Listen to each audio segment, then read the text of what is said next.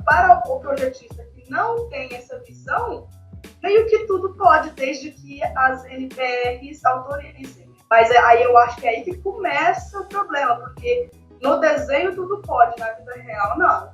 No orçamento também Exatamente. não. Exatamente, até porque esses exemplos que eu estou dando aqui, tecnicamente todos estariam corretos. Só que a maturidade a que eu me refiro é a pessoa que sabe o que vai valer mais a pena, o que fica melhor de ser implementado ali, o que vai reduzir os custos e manter a utilidade e manter ali o projeto executado dentro das normas. Então, um profissional que consegue pensar na melhor solução técnica, reduzindo ao máximo os custos, esse é um profissional que demonstra uma maturidade, né, que entende que a implementação de um projeto é um investimento.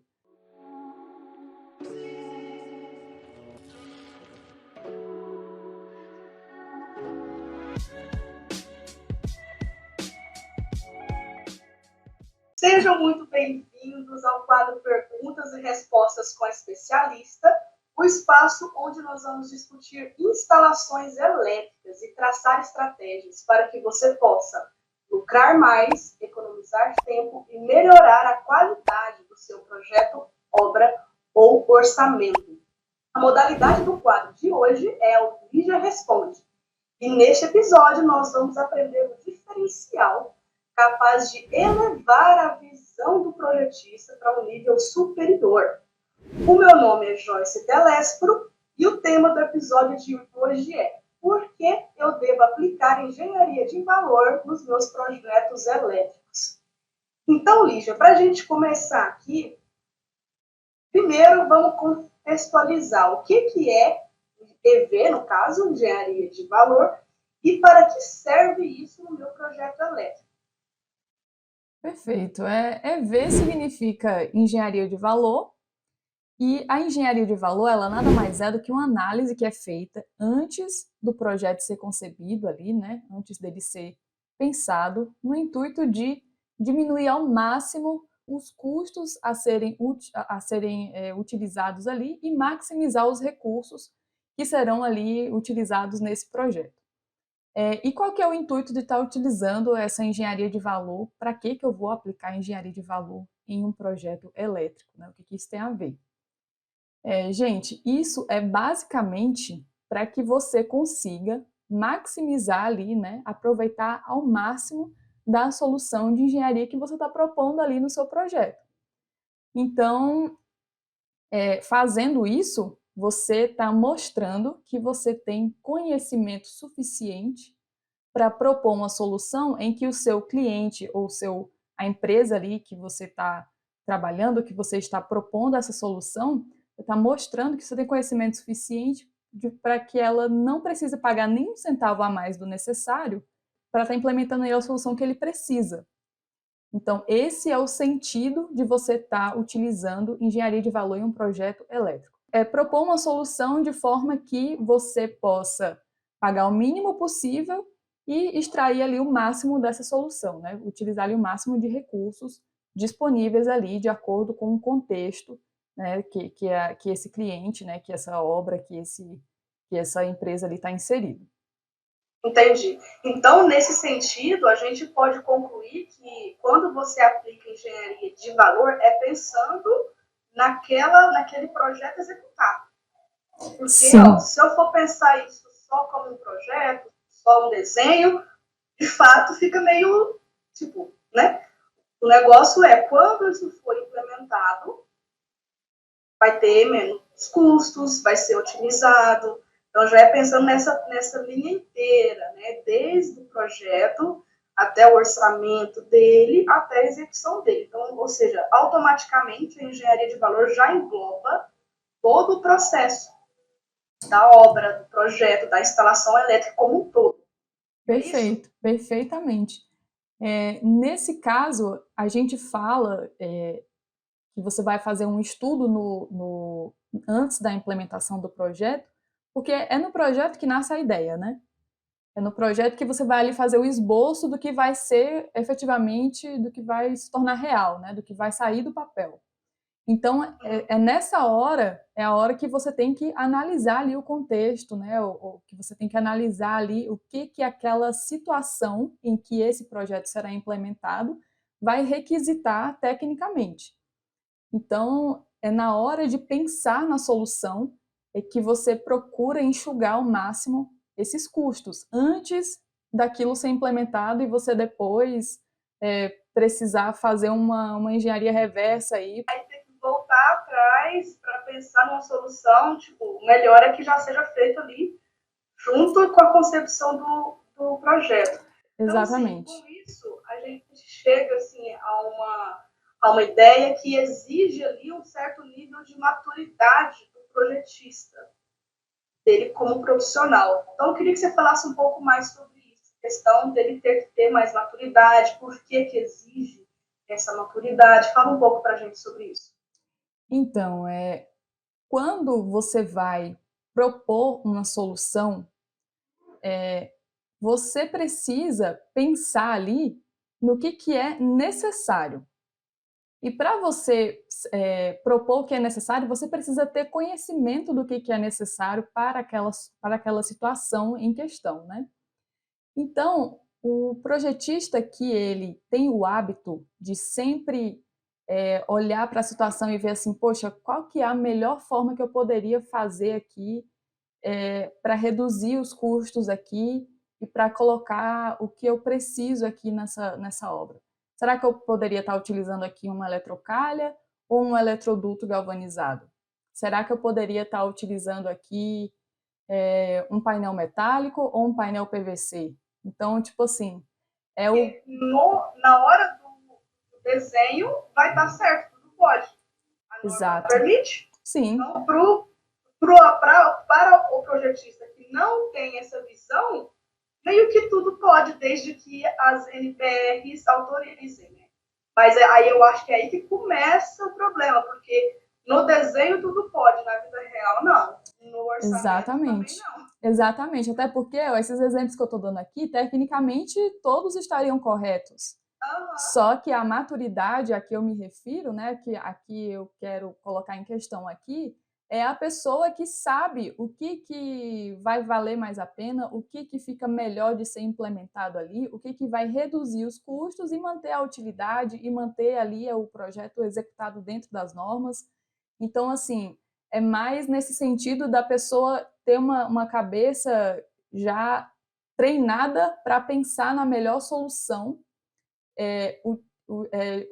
para pensar na melhor solução, reduzindo ao máximo os custos ali que esse cliente teria que pagar para a implementação desse projeto. Então, um profissional que consegue pensar na melhor solução técnica, reduzindo ao máximo os custos, esse é um profissional que demonstra uma maturidade, né, que entende que a implementação de um projeto é um investimento. Então, não faz sentido a pessoa querer pagar mais caro em uma situação que não necessita. Perfeito. Então, aqui, adentrando mais nessa ideia de engenharia de valor, qual que é a vantagem de aplicar engenharia de valor durante a concepção do projeto? Ou seja, qual que é a vantagem do projetista entender de engenharia de valor? Porque é o projetista que está ali na concepção, né? A gente está falando com esse público nesse momento. Qual que é a vantagem dele aplicar engenharia de valor durante a concepção e não depois? Olha, a grande vantagem do projetista ter essa visão, né, ter esse ímpeto de aplicar essa engenharia de valor antes ali de começar a parte gráfica ali do projeto, antes de começar a desenhar e esboçar o projeto de fato, é que ele economiza um tempo absurdo. Por quê? Porque o projeto ele já sai na sua melhor versão. Ele já é pensado desde, desde quando ele era só uma ideia, a quando ele começa ali a ser desenhado, né, a ser desenvolvido pelos profissionais, ele já vai saindo ali em uma melhor forma, porque a forma das pessoas pensarem nas soluções já leva a esse caminho, né? Então, o que seria isso?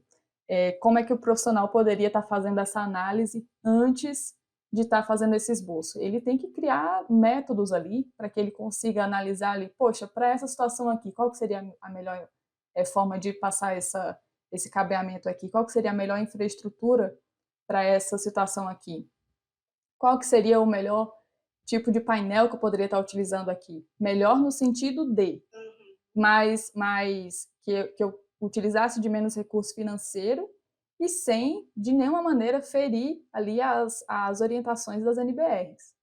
Né? Então, a gente está falando aqui de você conseguir implementar uma ideia, implementar uma solução, implementar um projeto, reduzindo os custos e melhorando ali a sua, melhorando ali a sua engenharia, né?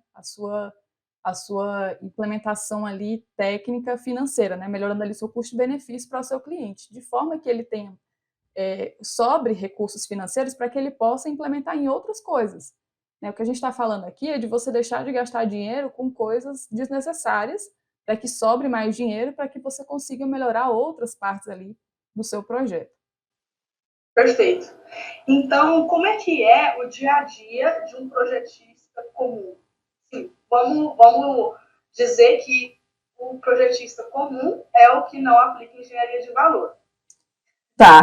Como que é o dia a dia desse? Olha, o projetista comum, que é aquele cara que vai ali no dia a dia dele, tá pensando nas soluções para os seus projetos, aquele projetista que não implementa a engenharia de valor ali, né, que não pensa em como viabilizar melhor tecnicamente uma solução que ele está propondo, esse projetista ele está suscetível a ter aí alguns problemas. Por que eu estou falando isso? É muito comum quando um projetista, ele fecha um projeto com uma empresa, né, com uma empresa cliente, normalmente alguma empresa que vai construir alguma coisa, seja uma empreiteira, seja uma construtora. É muito comum que ali, na hora da negociação, o escritório de projeto fale assim, olha, você vai fechar esse projeto aqui, você vai ter direito a uma revisão, por exemplo.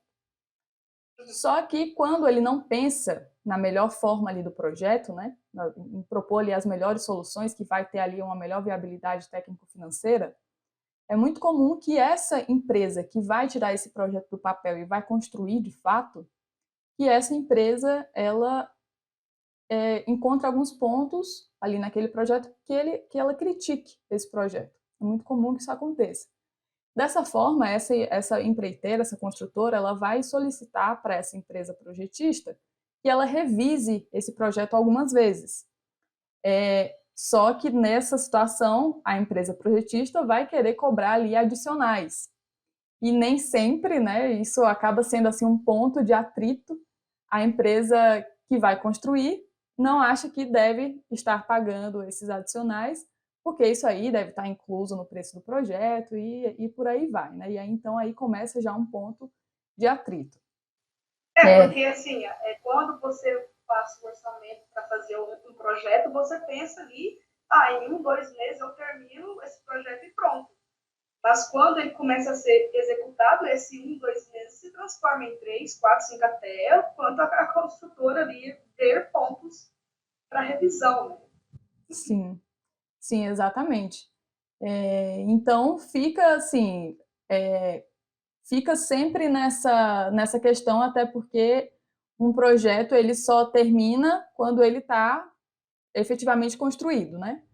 Dessa forma, enquanto que houver situações que a empresa que vai construir consiga verificar pontos que dá para melhorar, que dá para reduzir custos ali, né? Ela vai bater de frente, ela vai querer que seja feito assim, que seja feita essas melhorias, essas modificações. Mas a empresa projetista, né, nem sempre vai estar aberta a essas modificações. Então, esses atritos pode acontecer o quê? Pode acontecer de que em uma próxima oportunidade essa empresa já não contrate mais esses projetistas, né, esse escritório de projetos. Também pode acontecer de que a empresa de projetos precise ceder e acabe tendo que fazer essas revisões sem cobrar algum adicional para não perder o cliente, mas em compensação ele vai estar perdendo tempo de estar fazendo outros projetos que poderia estar gerando ali lucro para a empresa ali, né, de projetos. Então, assim, você começa a ver que isso se transforma em uma cadeia de acontecimentos que poderia ser evitada se o projeto ele já fosse ali na sua essência, na sua concepção, né, no seu pré, digamos assim, antes de você pensar ali nas soluções, você já ter ali um método de você verificar qual é a melhor forma de fazer, qual é a melhor forma de pensar esse projeto, para que ele já saia na sua melhor versão e, com isso, além de agradar o cliente, te faça economizar tempo com revisões. Seria ali ter um nível de alinhamento de como que as coisas acontecem. Sim. Porque muito dessas revisões, elas acontecem por conta de falta de informações, falta de noções de custo, falta de maturidade mesmo como um profissional. Sim. Isso acarreta tendo que revisar várias vezes, porque às vezes o projetista não sabia que isso poderia ter acontecido, talvez por uma falta de conversa, de alinhamento de escopo com o seu cliente. Então, esse método ele já economiza todo esse caminho, porque ele já sabe que tudo isso pode acontecer, então ele já começa a fazer a concepção do projeto pensando em todas essas coisas que poderiam acontecer. Então, definitivamente economiza muito tempo, né? Sim, é você antecipar passos, né? Antecipar passos. Perfeito. Agora tem uma questão aqui. E para aqueles projetistas que eles não são autônomos, eles trabalham para uma empresa. Visto que a engenharia de valor, ela traz o quê? Gerar valor para o cliente, a solução para facilitar a vida de quem vai construir. Tá, mas o projetista, ele não tem clientes, ele trabalha para uma pessoa e ele também não vai construir. Por que ele precisa de engenharia de valor? Se aplica também a ele engenharia de valor? O que você acha? Olha, essa é uma pergunta muito boa, porque muita gente tem essa visão de achar que, se eu trabalho para uma empresa, então a relação do cliente é com a empresa, não é comigo como projetista. Só que essa é uma visão errada, porque se você mesmo que você trabalhe em uma empresa, você tem que se ver como uma empresa. O bom projetista, ele tem que ter uma visão empreendedora.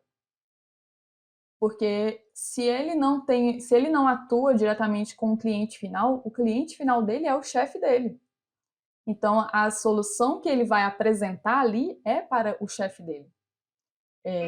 Então, ali, quando ele for desempenhar o papel dele ali de projetista, se ele vai com toda essa mentalidade de melhorar o projeto, de gerar valor para o cliente e tudo mais ali, né, de realmente gerar valor para o trabalho dele, para o projeto dele, que ele está ali fazendo, trabalhando todo dia, se ele não pensa em levar isso para o chefe dele como uma solução, é uma grande oportunidade que ele está perdendo ali de mostrar o valor dele como profissional.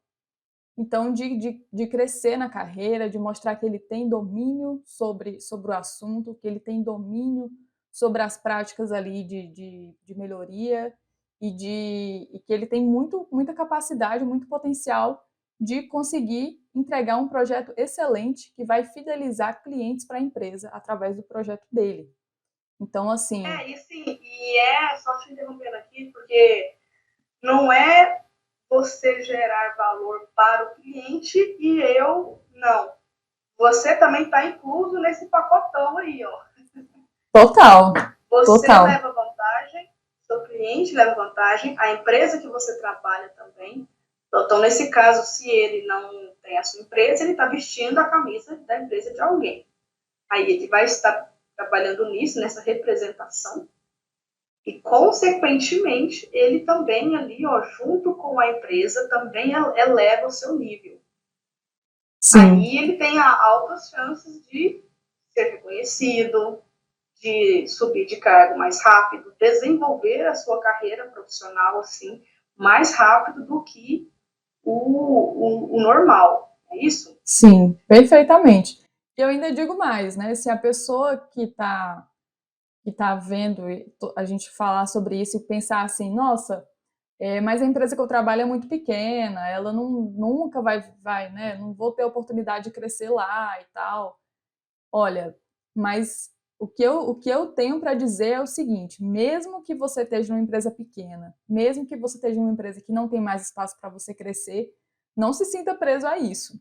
gere valor para você como profissional, e com certeza você vai estar pronto para alçar voos mais altos em outras montanhas, né? Não se prenda à empresa, mas se prenda na construção da sua carreira como profissional. Porque a sua carreira não está na empresa. Tá na... E aí sim casa com a ideia que a gente falou lá no começo, que é você elevar o nível da sua visão como projetista. Você não está pensando somente no agora, né? Mas em como é que eu vou estar se eu continuar praticando isso daqui 3, 4 anos, por exemplo. Nossa, total. Essa é a ideia. Eu acho que esse é o sentimento da coisa mesmo. É a pessoa se ver como empresa. Acho que essa frase ela fecha todo esse pensamento. Você tem que gerar valor para você. Você se tornando um bom profissional, né? Você entregando valor, sem dúvida nenhuma, você vai estar gerando valor para você como profissional. E gerar valor é gerar respeito para você, é aumentar os seus ganhos, né, o seu salário ali, é se ver como alguém que tem domínio sobre o assunto. Então, tudo isso aí está incluso nesse pacote de você procurar entregar uma melhor solução. Perfeito. Tá, então agora vamos para uma questão mais prática. A gente já falou muito aqui sobre vantagem, por que sim, por que não. Mas tá, a pessoa entrou aqui no nosso vídeo, tá aqui até o final, e ela tá assim, gente, mas como é que eu vou fazer isso? O que é isso? Como é que eu vou aplicar isso agora, por exemplo? Tem como eu já começar a aplicar isso a partir do meu próximo projeto? Fala um pouco mais disso, dessa questão prática, assim, sabe? Sim. Alto e bons sons. Fala um pouco pra gente sobre isso. Não só tem como você aplicar no seu próximo projeto, mas tem como você tornar isso um hábito e fazer disso, né, uma prática para os seus próximos projetos. Então, assim, o que eu sugiro de como é que eu posso dizer? O que eu sugiro que você inicie, assim, que você pode começar a colocar em prática diante de tudo isso que a gente apresentou aqui, né, para você gerar valor aí para o seu projeto, você aplicar uma engenharia de valor aí no seu projeto, eu te sugiro que você comece olhando para os 5 itens que fazem parte da curva A de instalações elétricas, que são luminárias, equipamentos, painéis, cabos. Tá faltando um? Né? Infra, isso, exatamente. Exatamente. Então, eu te sugiro olhando para esses 5 itens que são esses itens, né, que vai ter aí uma maior sensibilidade no sentido de valor, no valor que vai influenciar no valor total da obra ali. Então, Então, dá um exemplo mais prático ainda, tá? Vamos supor, cabo. O que eu posso fazer aqui nesse cabo para eu aplicar esse método? Tá, olha, cabo é um item muito bom porque ele vai se repetir em todos os portes de obra, tanto pequeno quanto médio, como grande porte. Então, cabo alimentador em específico, né, que são cabos de bitola maior, que são cabos mais caros, é uma prática muito, muito, muito sutil e muito importante que a gente não vê acontecer por aí, é você pegar cabos maiores, né, quando o seu cabo alimentador ali der seções maiores, como 240, por exemplo, 240 milímetros quadrados, que você faça a análise de que se vale mais a pena você utilizar 2 cabos por fase de 120 ou um cabo por fase ali de 240. Normalmente, quando a gente pega projetos para analisar, a gente verifica que as pessoas utilizam mais de um cabo por fase somente quando a potência, né, quando o dimensionamento do cabo ali ultrapassa 240 milímetros quadrados. Só que isso, assim, por questões de fabricação, né, que não se encontra tão facilmente cabos acima da bitola de 240 milímetros quadrados no mercado, e também para executar isso não é muito simples. Só que uma prática que deve ser implementada é que você avalie se financeiramente vale mais a pena você estar utilizando um cabo por fase de 240 ou 2 cabos por fase de 120, isso é um exemplo. Mas em outras bitolas você pode fazer essa mesma análise aí, porque não vai mudar nada na utilidade ali, na função em si do cabo, mas pode ter uma mudança significativa em relação ao preço dessa solução. Então, essa é uma dica prática que eu poderia estar deixando para você na hora de você estar fazendo ali a indicação dos alimentadores no seu projeto. Ah, perfeito. Se você falando de cabos aí, eu até lembrei de um projeto que uma vez eu estava analisando, e aí o que o projetista lá tinha pensado? Ele tinha que levar energia tal até os trapos. E o que ele fez? Ele levou para um tráfego que ele abaixava de 690 para 380. Ou seja, o tráfego ele já era de baixa tensão, então os alimentadores também do transformador era de baixa tensão. E para uma potência desse tamanho, a corrente acabou sendo mais alta. Uhum. E qual que seria uma solução ali muito mais assim, inteligente, que de fato ia fazer uma engenharia de valor? É levar esse alimentador do tráfego não embaixo, mas em alta tensão. Também. E aí eu vou levar um cabo de média tensão. Os cabos de média tensão, eles são um pouco mais caros, porém a corrente deles é muito mais baixa. Então eu ia colocar cabos com bitolas menores para alimentar esse trafo.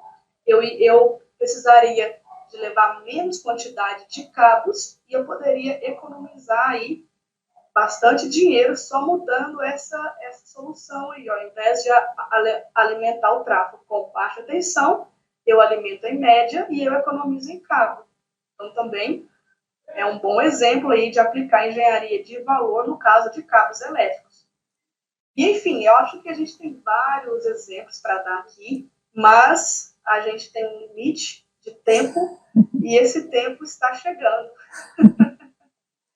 Então, eu gostaria de agradecer por tudo que você falou aqui hoje para a gente e pedir a galera aí, se gostou desse vídeo, que continue acompanhando a gente e que a gente vai estar postando aqui sempre mais conteúdos para que possam te ajudar efetivamente. Muito obrigada pela sua presença, Lígia, e até o nosso próximo encontro. Beijo, gente. Tchau, tchau. Muito obrigada.